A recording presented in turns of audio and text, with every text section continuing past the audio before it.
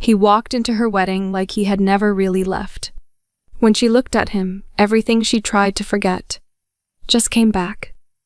Everyone else saw a stranger. But she saw the man she once let go standing there like he never left.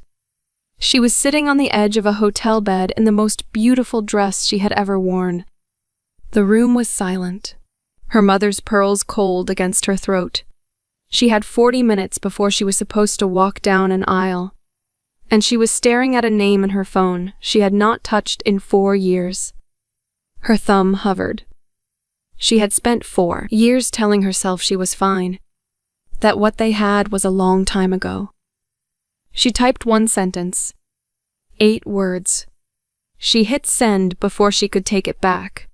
Then she put the phone face down on the silk duvet, pressed both hands flat against her knees, and stared at the wall.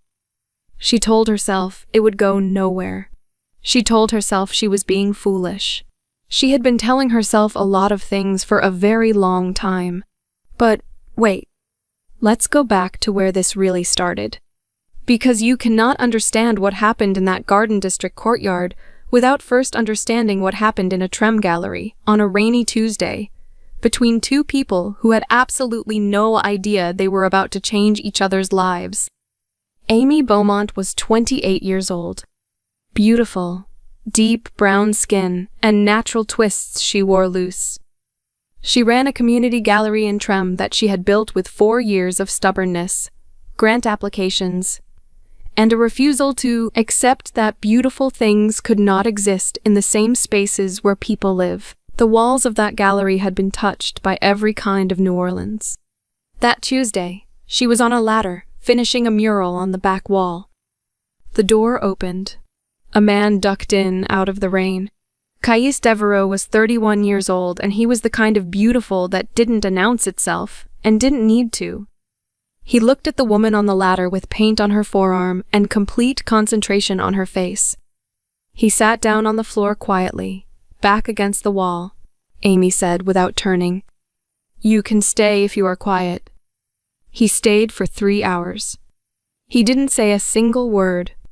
He watched her work. When she finally came down from the ladder, she handed him a bottle of water from the mini fridge behind the desk like it was the most natural thing in the world. He drank it. He looked at the mural. "The woman," he said. "She's waiting for something." Amy looked at the mural for a long moment. "I haven't decided yet," she said. "For what?" "What she's waiting for." He nodded slowly, like that made complete sense. He came back the next day, and the one after that. Within 2 months, they were inseparable in a way neither of them had planned, and neither of them examined too closely. Because examining it felt like the way you don't look directly at something beautiful because you're afraid of what happens when you do. He learned the gallery's rhythms. He helped her hang shows at midnight, standing on ladders on opposite sides of the room, passing measurements back and forth. She sat at Odette's kitchen table and ate her mother's cooking, while Caius and her father debated football with the comfortable ferocity of men who had decided they liked each other without ever saying so.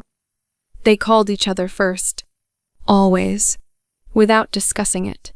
If something happened, the other one was the call. They finished each other's sentences. They shared silence comfortably. He told her things he had never told anyone. She told him things she had stopped believing she would ever say out loud. That was what Cais Devereaux did to Amy Beaumont, and she let him.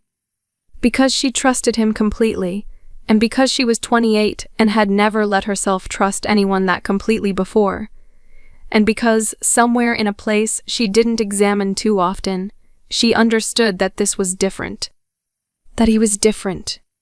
That whatever was happening between them had no word she was ready to use yet. She should have let herself use it. It happened on a Wednesday evening in October.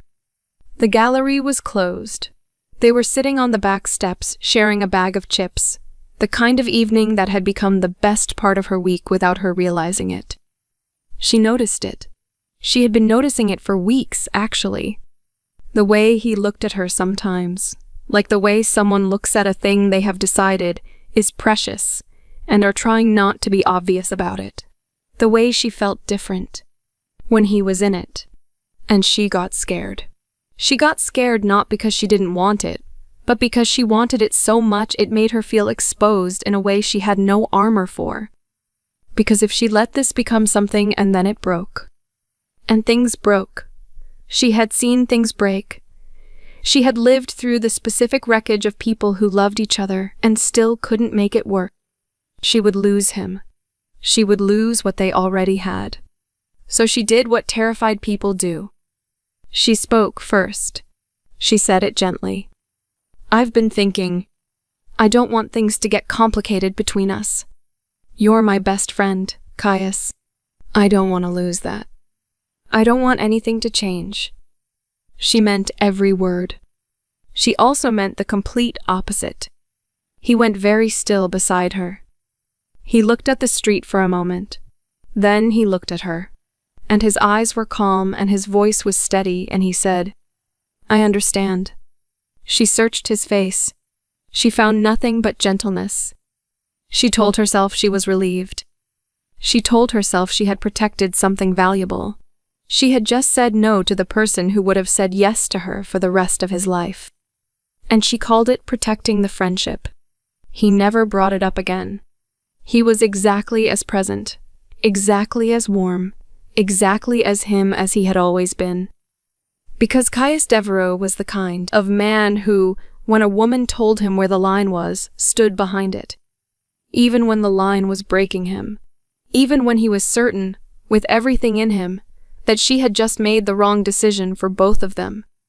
He said nothing. He honored it. He was still entirely, quietly, completely in love with her. It was a Thursday morning in March. Ordinary light. Ordinary city. And Caius was gone. No note. No call. No warning of any kind. The woman who managed his building said, with the careful eyes of someone repeating words they had been given, he had returned to Haiti. Amy called his number twice. Dead. She wrote him a letter to an address she found through 3 nights of searching, put everything she had never said on those pages, rewrote it twice, sent it, and then checked the mailbox every day for 4 months. Nothing came back. She didn't know about the visa. She didn't know about the 72 hours, the officers at the door before sunrise, the way he'd tried to get to his phone and couldn't. She didn't know about the letter he'd written from Port-au-Prince with shaking hands. The one that got lost somewhere between there and her. She didn't know any of it. She only knew what the evidence allowed her to know. She had told him she didn't want anything romantic. She had closed that door. And after the door closed, he had quietly, cleanly, gracefully let them fade. He had found it too painful to stay close, and she couldn't blame him for that. She could only sit with the specific and terrible punishment of having protected something so carefully that she destroyed it. The worst kind of loss isn't the one that comes for you. It's the one you walked right into with your eyes open and your arms out, thinking you were being smart. She grieved. For a long time, privately, in the way strong women grieve. While still running the gallery, still showing up for her mother, still laughing at the right moments. Then she met Armand Thibodeau. And she told herself she was finally, truly moving on. Armand Thibodeau was 48 years old, uptown old money, and exactly what he appeared to be. For 18 months. He walked into her gallery on a Tuesday with a check that was large enough to keep the lights on for a year, and a manner that was polished without being slick, generous without being showy. He had non-profit board seats and a civic reputation that had been constructed over 2 decades, with the patience and precision of a man who understood that the best disguise in the world is genuine-looking virtue. He pursued Amy the way a careful man pursues something he intends to possess. Never too much. Never overwhelming. Always calibrated just below the level where attention becomes pressure. He met her parents at 3 months and sat in Odette's living room and made her father laugh in 20 minutes. Which Amy knew about herself was the one thing she had never been able to look past. Her father was not easily charmed. His people detector had never once malfunctioned. Armand showed up. He called when he said he would call. He did not disappear. 2 years in, he proposed in her mother's living room, with the whole family present. Beverly Beaumont burst into tears before Amy had even answered, which told her everything about how much her mother had needed this moment to exist. Amy said yes. She held Armand's hands and said yes, and felt something that was genuine and real, and entirely built on a foundation she did not yet know was rotten. Sometimes the lie isn't in what someone tells you. Sometimes the lie is in what they let you believe for so long that it starts to feel like the truth. The envelope was slipped under her hotel room door at 11 o'clock the night before her wedding. No return address. No note. Inside, a notarized marriage certificate. Armand Adrien Thibaudot and a woman named Céleste Marchand, signed in Baton Rouge 3 years ago. A legal, registered, never-dissolved marriage. Amy sat with it for a long time. She turned it over and over the way you turn a broken thing, looking for the angle where it isn't broken. There was no such angle. She went through the memories the way you go through a drawer you haven't opened in years. And she found them. All the things that had made a kind of sense she hadn't looked at directly. The phone that quietly left the room. The weekends that were suddenly unavailable. The way he had always been perfectly, consistently, never quite fully present. She had called it his private nature. She had called it respecting his professional boundaries. She had called it a lot of things that were not the truth. Her white dress was hanging on the closet door. Her mother's pearls were on the dresser. The morning was going to be golden and beautiful and lie down in front of her like a path she was never meant to walk. She put the document in her bag. She went to find Armand. She found him in the hotel hallway, phone in hand, the perfectly composed expression of a man who has never once in his life been genuinely surprised by anything. She put the document against his chest. "I'm not walking down that aisle." He looked at the papers. Something moved across his face. Not guilt, not remorse, not the performance of either. Just the still, calculating look of a man running numbers. "Is that so?" he said. Not a question. "Armand, you are already married. This wedding isn't even legal. Tell me one thing, one true thing, about who you actually are." He looked at her for a long moment. Then he straightened his jacket. "Your gallery's lease runs through a holding company I control. Expires in 90 days. The arts funding your mother's neighborhood program depends on? That comes through my foundation." He said it the way you read a grocery list. "You can walk away tomorrow morning. I won't stop you, but understand clearly what you will be walking back to." He let that sit. "Or," he said, "we walk out there in 2 hours and none of this has to matter." He tucked the marriage certificate into his breast pocket. He turned. He walked away without looking back. Not a single raised voice. Not a single wasted word. His footsteps were even on the carpet. The most dangerous men are never the loud ones. They're the ones who threaten you like they're discussing the weather and walk away like they've already won. Amy stood in that corridor for a very long time. Then she went back to the bridal suite. Locked the door, sat on the edge of the bed in her wedding dress in the golden morning light, and understood, with complete and merciless clarity, that she was trapped. She couldn't call her mother. Her mother became a target the moment Armand's name came up. Same with her sister. Her best friend. Everyone who could be used as leverage. She had no recording of that hallway conversation. She had no witnesses.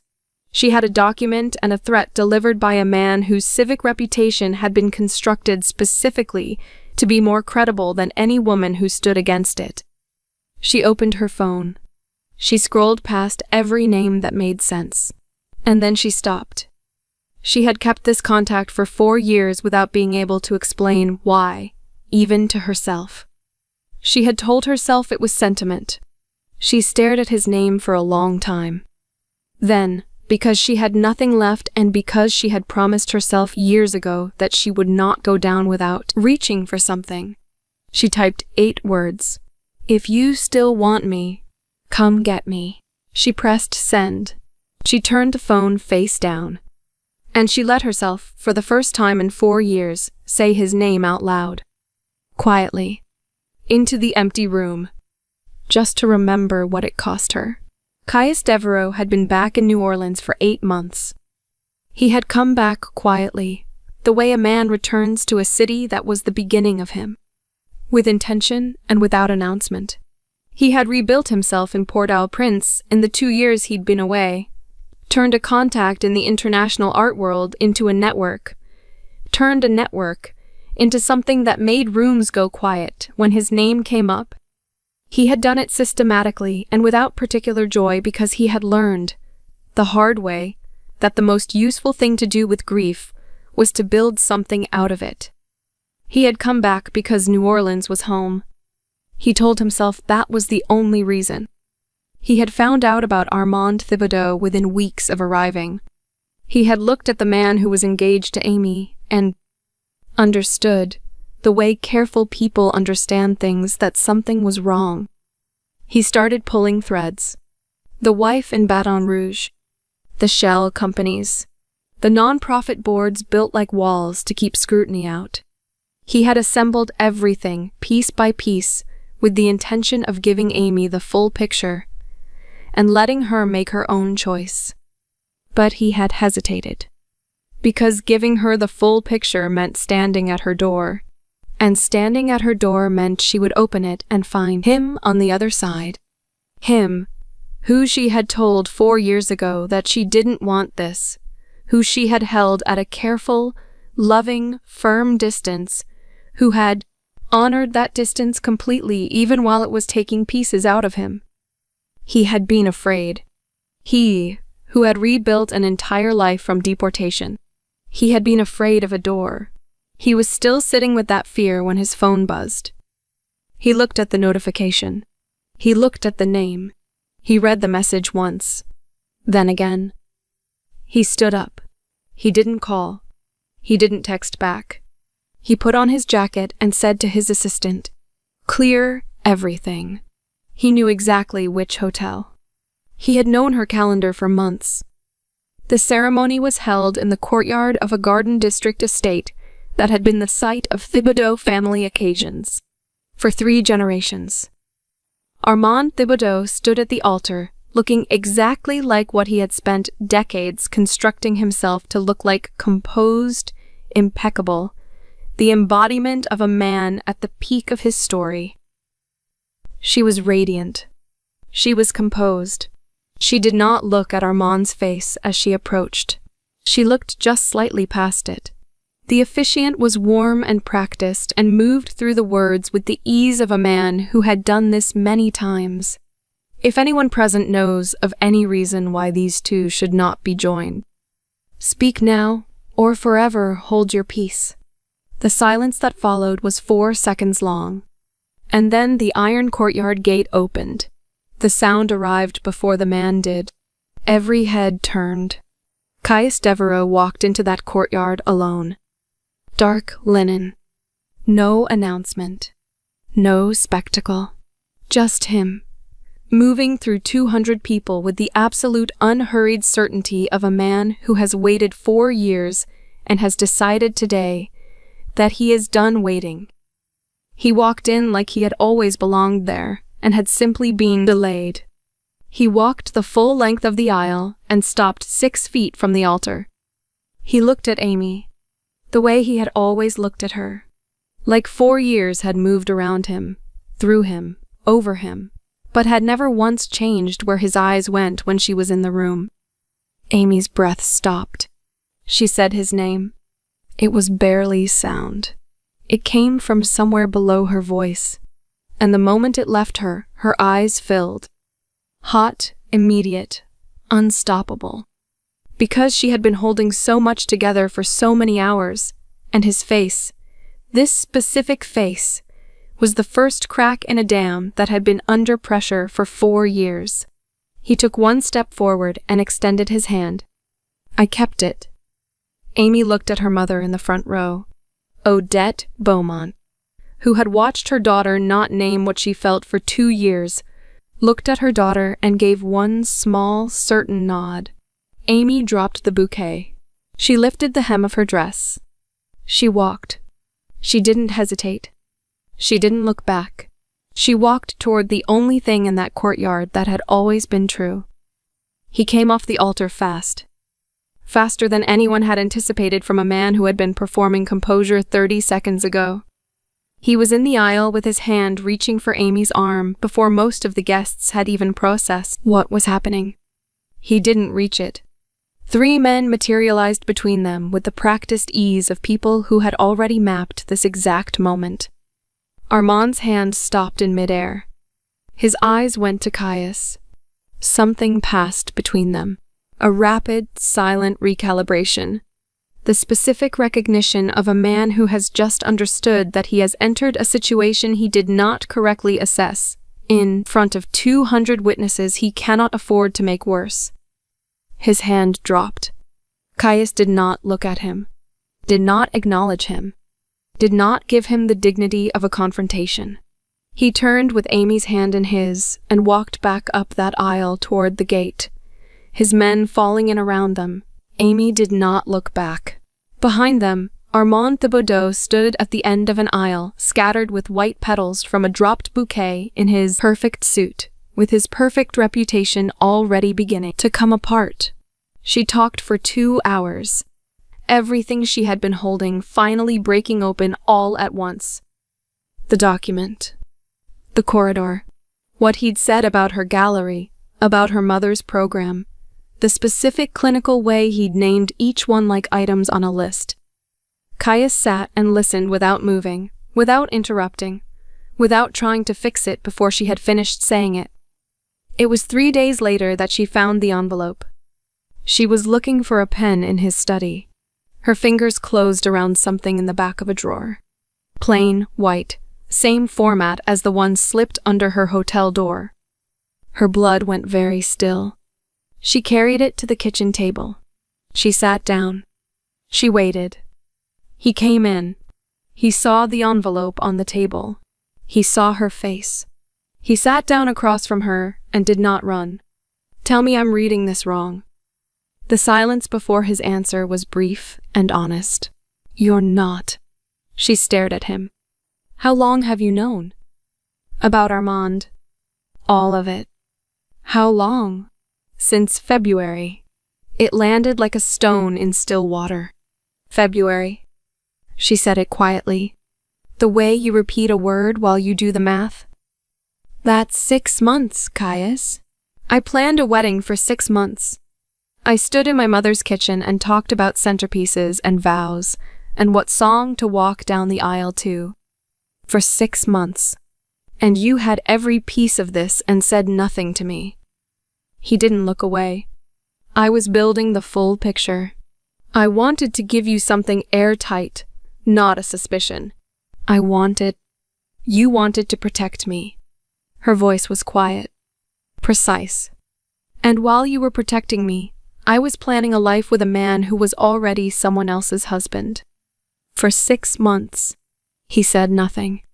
You should have come to the door, Caius. Whatever you were afraid of. You should have come to the door. It's the anger of someone who trusted you enough to be hurt by your silence. He held her eyes. When he spoke, it was from somewhere below the control. You're right. I waited too long. I told myself it was about having everything in order. But the truth is, I was afraid that if I came to you, you would look at me the way you looked at me on those back steps 4 years ago. And tell me again that you didn't want this. And I couldn't. He stopped. Breathed. I couldn't hear you say it a second time. The kitchen was very quiet. Amy looked at this man across the table. This man who had sat on her gallery floor in a rainstorm and never once pretended to be anything other than what he was. who had honored her words even when they were costing him everything, who had been afraid not out of cruelty, but out of the specific vulnerability of someone who has already survived one kind of loss and cannot afford another. She was still angry. She did not perform it away, but she filed it correctly. Not every silence is a betrayal. Some silences are just what fear looks like on a person who loves you more than they love being right. She nodded once, slowly. Don't do that again. Whatever you know that touches my life. I need to know it. Are we clear? Clear. Good. That's where we start. Caius released everything. The documentation he had spent 6 months building went out simultaneously. To federal contacts, to 2 investigative journalists who had been watching Thibodeau's non-profit structure for years, to the political figures whose careers required distance from his name the moment it became radioactive. The legal wife in Baton Rouge. The financial fraud threaded through the foundation boards. The shell company that held Amy's gallery lease. The donor funds cycled through structures that existed to obscure where the money went and who it served. All of it. At once. Comprehensive and surgical and final. Armand's phone began ringing before 6 in the morning on Thursday and did not stop. By 8, 2 of his board co-chairs had released statements. By 10, the foundation offices were closed. By afternoon, Armand Adrien Thibodeau and 3 associates were in the custody of people who had been looking for exactly this evidence for a very long time. Amy's gallery lease was transferred, unconditionally, to her name. They came on a Sunday. Odette Beaumont's kitchen smelled like it had always smelled. Red beans on the stove, coffee in the pot, the particular warmth of a house where people had been genuinely fed, for decades, without conditions attached. Amy sat beside Caius at the table where she had grown up doing homework, where she had cried over her first heartbreak, where her mother had quietly held the weight of everything the family needed holding. Odette looked at Caius across that table with the specific attention of a woman who had been waiting to do exactly this for 4 years. "I remember you," she said. "I always thought you'd come back." Caius was still for a moment. Then, "I should have come sooner." Odette reached across the table and put her hand over Amy's. She didn't say anything more. She didn't need to. That evening they drove to the levee. The city spread in every direction below and behind them. The Mississippi was dark and wide. Amy told him she had finished the painting, the one he had watched her begin the day they met. The woman in the French Quarter, face turned away, hands open and full of light. She had been working on it in pieces for 4 years. She had finally, 3 nights ago, turned the face. He was quiet for a long moment. Then he turned to look at her. He took her hand. "4 years ago, you told me you didn't want this, and I honored it. Every single day, I honored it because you asked me to and because you deserved to be heard." His voice was low, "But I have never, not for one single day in 4 years, stopped wanting it. I need you to know that." He paused. "I'm not asking you to forget what you said. I'm asking you to say something different now. I'm asking you to say yes to me, Amy. That is the only thing I have needed to hear. For 4 years. Just say yes." She looked at him for a long time. Her eyes filled. She said, "Yes." Then, after a breath, softer, "I should have said it 4 years ago. On those back steps. I was so afraid of losing you that I said the wrong thing and I have been paying for it every day since." He brought her hand to his mouth. "You're saying it now," he said. "That's enough. That has always been enough. Some people spend their whole lives waiting to hear yes from the right person. He spent 4 years waiting. And when it finally came, it was worth every single day. Some promises don't carry expiration dates. Some people don't either." She said no when she meant yes. He stayed silent when he should have spoken. They lost 4 years to fear and wrong timing, and 2 people who loved each other too much to risk being wrong. But love, real love, is not diminished by the time it waits.